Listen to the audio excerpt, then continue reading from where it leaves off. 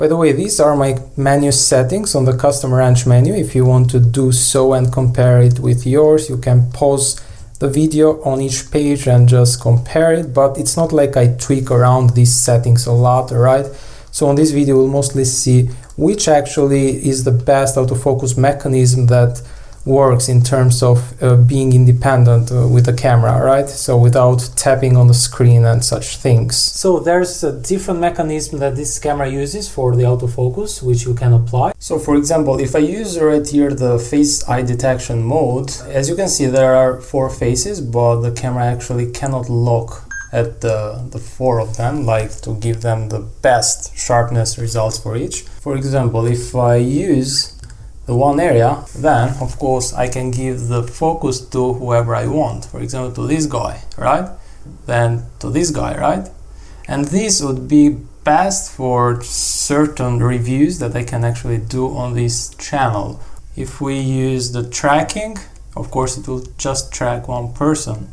So this is dependent. So if this guy comes here, it should be in focus, right? But these are dependent autofocus mechanisms, but today we'll see mostly which works best in like an independent environment. So without further ado, let's just change perspective. So this is my friend Elmar. He's going to help me out on this video to be the subject on the frame, to see which autofocus methods actually works best on this camera. So thanks for doing this, Elmar. I really appreciate it. Happy to help you.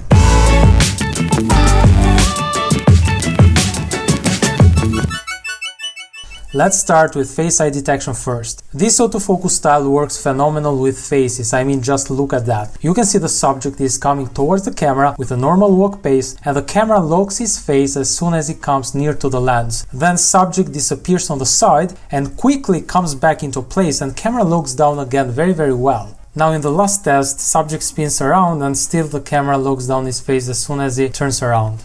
Now let's check the other autofocus mechanism, the tracking mode. By the way, I always press half the shutter to lock the subject and then record. It doesn't matter which autofocus mechanism I'm using. Tracking definitely isn't fast at locking down the subject, as you can see yourself. It is actually very slow, and look at the lateral test now and see how long it takes to focus.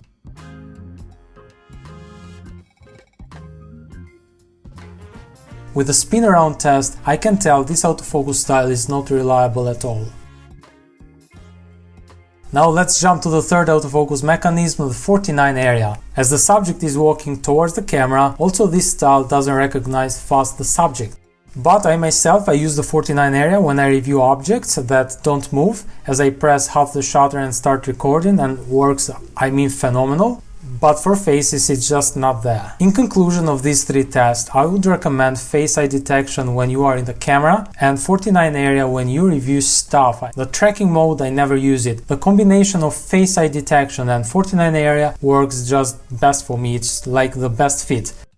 Now here's a tip that I want to share with you guys. So you can notice that with your camera, with Panasonic LUMIX G85 or G7, GH5, it doesn't matter, you may see some hunting in the background of other objects, because when you talk to the camera and you try to move, like you are not still but you are moving lateral, you are going forward, backwards, what will happen is that this camera will try to relock your face again, and so it will be disorganized in terms of autofocusing. So the idea is that after the camera actually locks down your face, you want to be as still as possible while talking to the camera. You don't want to do movements with your hands, because the camera then is going to rehunt again. And of course in the background you will see some things that go on and out of focus. So the moment that the camera locks down your face, try to stay as still as possible, and you are going to get amazing results and the sharpest, crispest image that you can actually get out from Panasonic LUMIX autofocus system. And that was pretty much it, guys. I really hope you enjoyed this video and found this helpful. If so, make sure to smash the thumbs up button below, because it always does help a lot.